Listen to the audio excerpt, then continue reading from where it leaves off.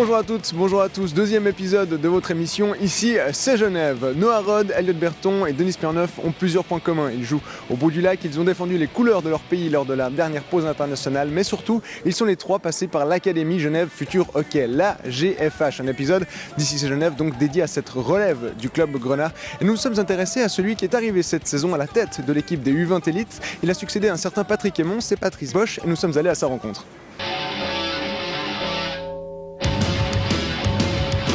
Ben écoutez, ça faisait déjà un certain temps, depuis mon départ de la Ligue canadienne, que j'avais de l'intérêt pour revenir en Suisse, comme j'avais déjà joué. Puis j'étais en communication avec Patrick Aymon depuis quelques années pour différents trucs. Et puis à un moment donné, le téléphone a sonné. C'est Pat Aymon qui m'a parlé d'une opportunité. Puis je suis très heureux d'être ici aujourd'hui. Je pense que Pat Aymon et son équipe ont fait un boulot incroyable les deux dernières saisons. Mais nous, on a une équipe tout jeune. On a 13 nouveaux joueurs, des bons jeunes qui travaillent fort. Mon mandat maintenant, c'est de développer les jeunes, les emmener au prochain niveau, les structurer, les aider. C'est mon boulot. Ben, c'est tout simple.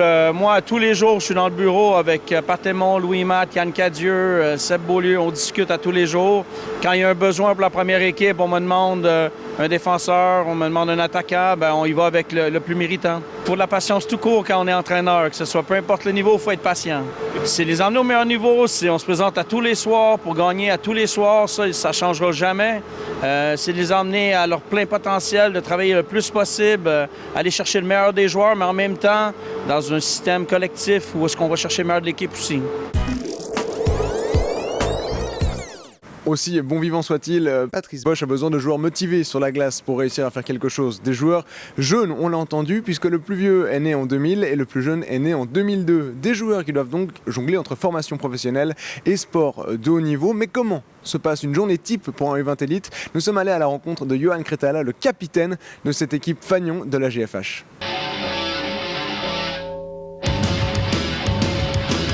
Salut, je m'appelle Johan Kretala, je suis capitaine des juniors élites, j'ai 19 ans et je suis genevois. Et aujourd'hui, je vais vous montrer une journée type d'un junior élite. Ok, alors je me lève entre 7h15 et 7h30. Ma famille, elle est beaucoup impliquée dans ma préparation. Enfin, elle me suit pratiquement partout. Enfin, ils m'encouragent à fond dans mon sport, ils sont tout le temps derrière moi. Quand je tombe, ils sont là pour me rattraper et me relever.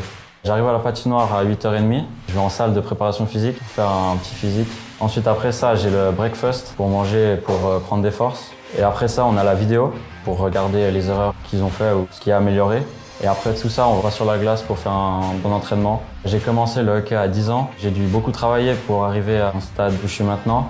Il y en a qui avaient commencé à partir de 5 ans à patiner. Du coup, j'ai vraiment dû travailler. J'ai eu l'opportunité aujourd'hui de m'entraîner avec les pros. C'est un rêve de gosse, enfin, on va dire un rêve qui se réalise gentiment. Après l'entraînement, je vais manger à partir de 12h30 à peu près. Et ensuite, après ça, je vais à l'apprentissage à partir de 1h30 jusqu'à 17h. Je fais mon apprentissage pour avoir un plan B au cas où.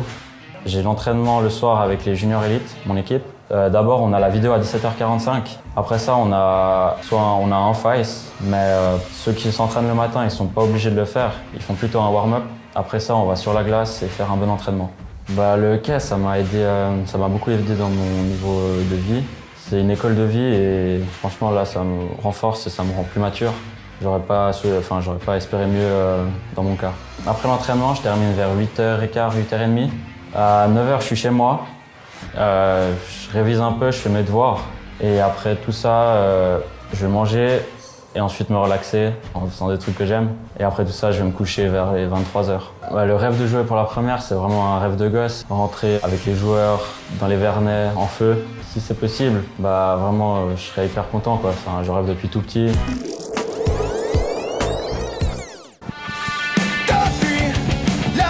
Tenez, qu'est-ce que vous faites ce soir? Eh bien, annulez tout, vous êtes convoqués pour jouer devant 9000 spectateurs à Zurich. Improbable, c'est pourtant ce qui est arrivé à Jonathan Eby plus tôt cette saison. Nous sommes allés à la rencontre pour aborder notamment la transition entre U20 Élite et première équipe. Comment cela se passe? Écoutez sa réponse.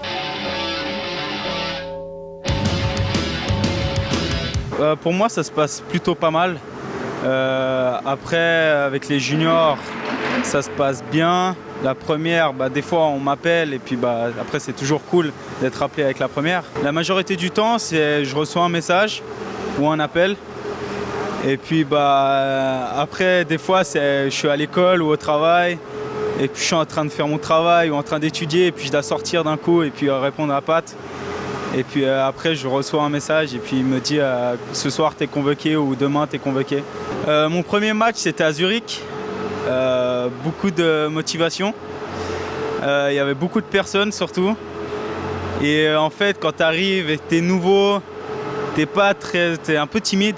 Et après, ça va tout seul et puis tu commences à prendre le rythme, avoir la même motivation que les autres. Et tu as toujours plus envie de donner et puis t'espères avoir ton moment sur la glace, ta chance. C'est sûr que l'ambiance n'est pas la même. Le public déjà en junior, il est derrière nous. Tandis que le public avec la première, il est un peu partout. Puis le niveau d'intégration dans l'équipe pour les jeunes est très facile. Je vous propose maintenant de quitter la patinoire des Vernets pour nous rendre à côté du stade de la Praille, là où se trouvent les bureaux du Genève Servette, mais également de la GFH, car l'académie, ce ne sont pas que des joueurs et des entraîneurs, c'est également tout un encadrement qui est proposé. Présentation de la GFH avec le directeur administratif de celle-ci, Laurent Pechkrantz.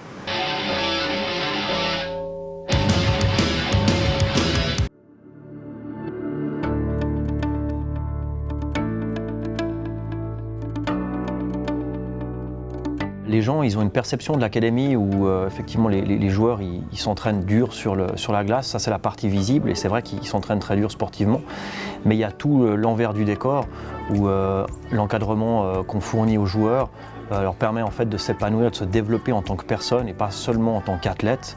Et je parle de là de l'encadrement médical, mais aussi l'accompagnement scolaire. Et qu'est-ce qu'on entend par là? C'est tout le programme sport-études. Donc on a une équipe ici au bureau qui s'occupe justement d'encadrer les joueurs, de faire en sorte que nos joueurs arrivent à obtenir un diplôme post-obligatoire à côté de leur carrière sportive qui est très exigeante. C'est indispensable pour nous qu'ils terminent leur formation post-obligatoire au minimum, à savoir l'école de commerce, le collège, l'école de culture générale ou même des apprentissages. Donc le club met en place toutes sortes de choses justement pour que les joueurs réussissent cela. Entre autres, on met à disposition des répétiteurs pour aider les joueurs à réviser la veille des examens ou pour préparer simplement des travaux, les aider à comprendre des matières qui seraient plus difficiles. On les aide également à obtenir des apprentissages. On a un réseau d'entreprises formatrices qui jouent le jeu du sport-études, qui les libèrent pour les compétitions, les sélections en équipe nationale. Toutes ces choses-là qu'on met en place pour nos joueurs afin qu'ils arrivent à concilier justement le sport et l'école. Maintenant, nous on est très fiers d'eux parce que c'est vrai que c'est pas une tâche évidente et je peux vous garantir que le taux de réussite de nos joueurs est supérieur que celui de la norme des élèves scolarisés dans une classe normale. Donc c'est vrai que pour nous c'est gratifiant parce qu'il y a beaucoup d'efforts qui sont mis et les joueurs se donnent la peine de réussir et ça nous fait plaisir. Voilà, c'est la fin de ce deuxième épisode de votre émission Ici c'est Genève. On se donne rendez-vous très bientôt sur les réseaux sociaux du Genève Servette ainsi que sur One TV. Et n'oubliez pas pour conclure, allez les grenats!